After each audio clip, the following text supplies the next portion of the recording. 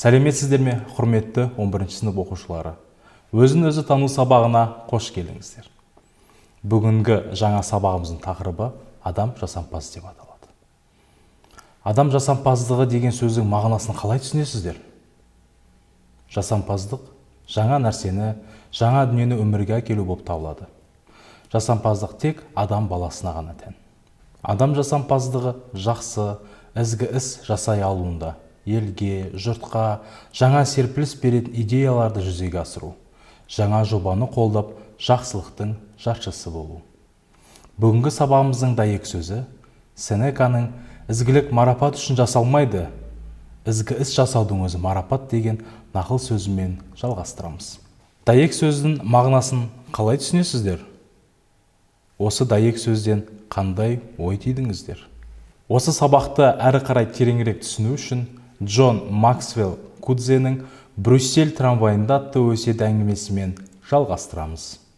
Бір кездері кеште Брюссель трамвайында мен қалай жұмыс істеу керектігі жөнінде өте бір тамаша, ұмытылмастай сабақ алдым.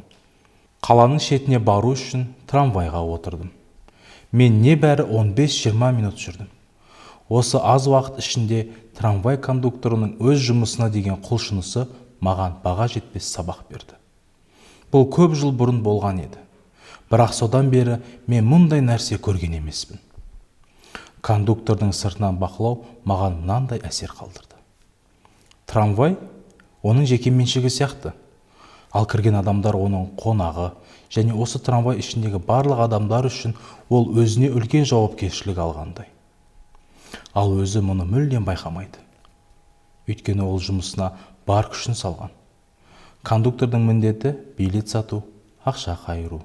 Бұған қоса, сол кездері Брюссель трамвай кондукторлары жүргізушіге жағымсыз дауысты мыс мүйізден жүру керектігі туралы белгі беріп тұруы керек еді. Бірақ бұл адамнан мүйізін үргілеп, мыстарын санау ғана талап етілсе де, ол вагоннан түсіп шығуға, балаларға, қарттарға көмектесті.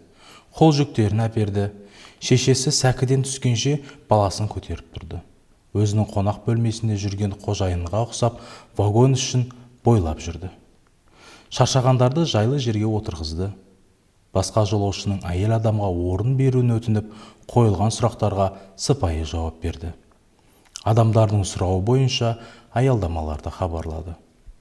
Жан-жағына күлімсіреп қарайды, және оның көзқарасы мынаны айтатын: сендердің осы жерде болғандарың қандай жақсы? Сендерге қандай қызмет жасасам екен? Бұл өте бір керемет, таң қаларлық жағдай. Маған мынандай бір еріксіз ой келді. Егерде барлық адамдар ешкімге ренжімей, немқұрайлы қарамай, риясыз сүйіспеншілікпен өз жұмыстарын осылай атқарса, әлем қандай болар еді? Мысалы, осы кондуктор. Мен тек өмір сүру үшін ақша тауып жүрмін. Бұл жерде мен тек билет сатушымын. Сендермен жұмысым жоқ деген бақытты ұстанса, бірақ ол немқұрайлықтан гөрі барлық жолаушыны өзінің сүйіспеншілігі, сыпайылығы, ұқыптылығымен баурап алды. Менің ойымша ол бақытты. Өйткені бар жан тәнмен беріліп жұмыс істеу арқылы ләззат алады.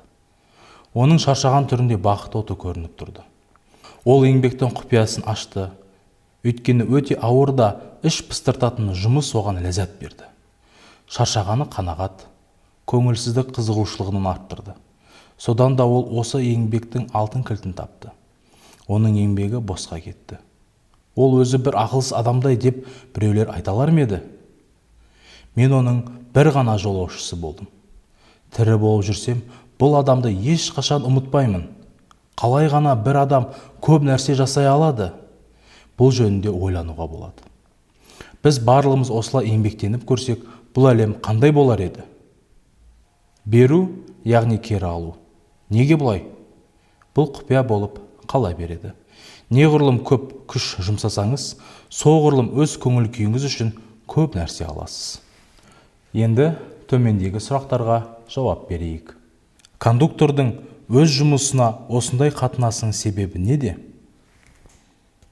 Трамвай кондукторының айналасына қатынасын адам жасампаздығы деуге бола ма? Сіздердің ойларыңызша, кондукторды жасампаз етіп тұрған не нәрсе? Еңбектің құпиясын ашу дегенді қалай түсінесіздер? Мысал келтіріп, ойларыңызды дәйектеңіздер.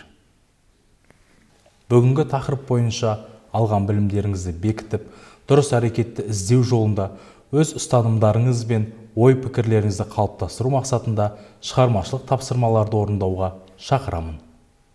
Бірінші тапсырма: Қазақстандағы 100 жаңа есім жобасы бойынша жеңімпаздардың парақшаларына кіріп, жоба кейіпкерлерінің жетістікке жетуінің сыры туралы өз қорытындыларыңызды жасаңыздар.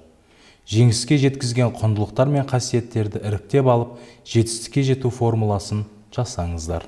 Екінші тапсырма: Қазақстандағы 100 жаңа есім жобасы бойынша жеңімпаздардың парақшаларына кіріп, жоба кейіпкерлерінің өмірбаяндары мен атқарған істерін сараптаңыздар.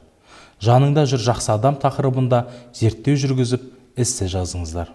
Ал енді оқушылар, біз шынайы көшбасшының қалыптасуы деген тақырыпта жобамен жұмысымызды одан ары қарай жалғастырамыз. Жоба бойынша мына тапсырмаларды орындаңыздар. Бенджамин Франклиннің өзіңді күнделікті тексеру тәсілімен танысыңыздар. Осының негізінде өз-өздеріңізді тексеру, бақылаудың жоспарын жасаңыздар. Жеке моральдық жетілу бағдарламасын құрып, жоба күнделігіне жазыңыздар. Жыл бойы осы бағдарламаны жүзеге асыруды мақсат етіңіздер. Оқушылар, бүгінгі сабағымызды қорытындылай келе, Дінмұхаммед Ахметұлы Қонаевтың мына сөзімен аяқтағым келеді. Адамдық қалыпты биік ұстау кімге де болса үлкен сын. Адамгершілік деген асыл қасиетті аласартып алмасақ екен. Өмір өзегі де осы, азаматтық жол да осы. Мақтансаң да жарасқандай, өз басым мұра тұтқан мынадай 5 сипатқа тоқтала кеткім келеді. Сол 5 сипаттың бірі біреуге тіл тигізуден сақтану. Ақыл дос, ашу дұшпан дегеннің мәні осы. Екіншісі әдептілік. Қазақ әдептен аспай кішілік көрсету арқылы кісілік танытқан. Үшіншісі, өзің өзгеге күдіктенбе. Өзге өзіңе күдіктенбесін. Иман жам десең, пиғылыңды таза ұста. Күпірліктен адасың. Төртіншісі, не істесең де зеректікпен тындыра біл. Аяғына жеткізе біл. Ырысың осы, ал ең соңғысы, өз басыңа тілемейтін істі біреуге істеме. Қиянаттан асқан қылмыс болмайды. Сақтансақ, осыдан сақтанайық. Осымен сабағымыз аяқталды. Қош, сау болыңыздар.